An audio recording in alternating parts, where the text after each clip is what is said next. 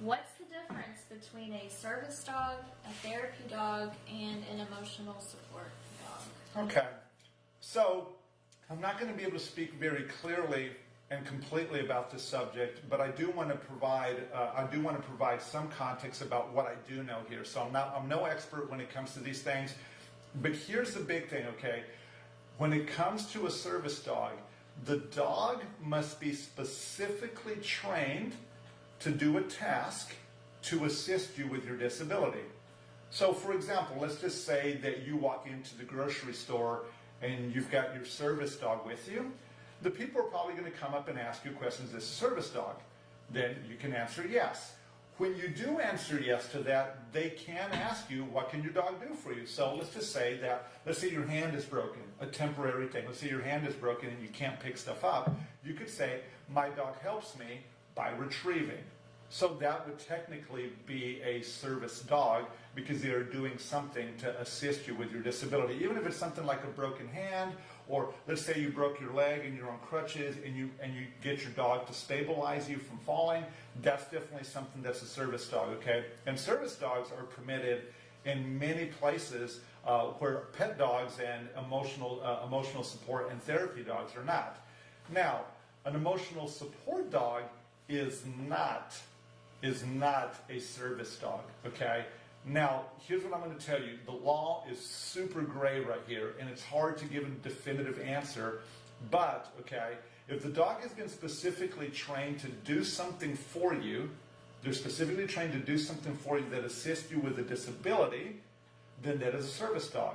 All service dogs need to have great basic obedience, but they also have a specifically trained skill. Here's another example of a specifically trained skill that does fall under the service dog category.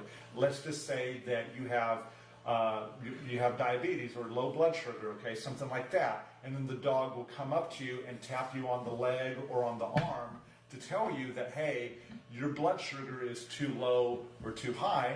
That's a service dog too. They can go with you places. Now, let me go over the one thing that I do know about emotional support dogs, okay? An emotional support dog is not a therapy dog, okay? Or not a service dog. The emotional support dog can actually live with you in an apartment complex. They cannot ask you, you know, if there's a clause on your contract at your apartment complex, you don't have to tell them that you have an emotional support dog. That's actually, by law, you're allowed to have an emotional support dog in any kind of apartment complex.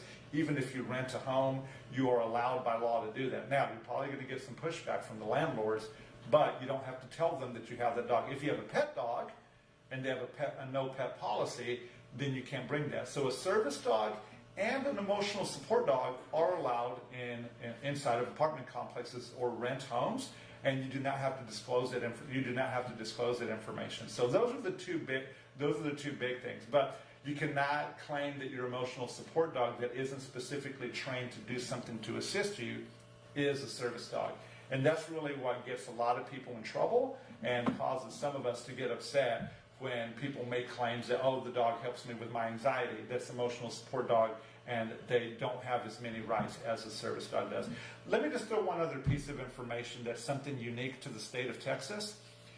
If you're a dog trainer in the state of Texas and you have a dog with you and you are evaluating that dog, or you're in the act of training that dog to be a service dog, then that dog in this state has the rights to go in any and all of the buildings that any service dog could go into, okay? So if you're in the act of training or evaluating a service dog as a dog trainer in the state of Texas, you can take the dog into those buildings for the purpose of training. Hey, you're still liable if the dog does anything, if it bites somebody, or if it pees on the floor, or, you know, uses the restroom, but for sure, you cannot, you can take the dog in there for training purposes. All right, hope that helps.